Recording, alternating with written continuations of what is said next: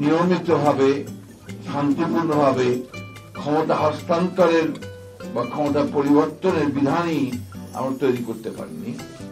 সেখানে আজকে এসে হঠাৎ করে এই মুহূর্তের মধ্যে আমরা সবকিছু ঠিক করে দেবো, এটা মনে করার কারণ হচ্ছে ওটা আমার কাছে মনে হয় না।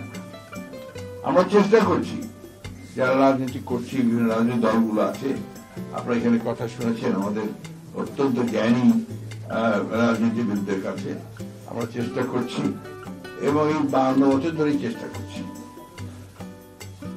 বিষয়টা হচ্ছে যে আমি ব্যক্তিগতভাবে যেটা মনে করি যে বিচ্ছিন্নভাবে কোনো কিছুই করা যায় না এবং জোড়া তালে দিয়েও কোনো কিছু করা যায় না।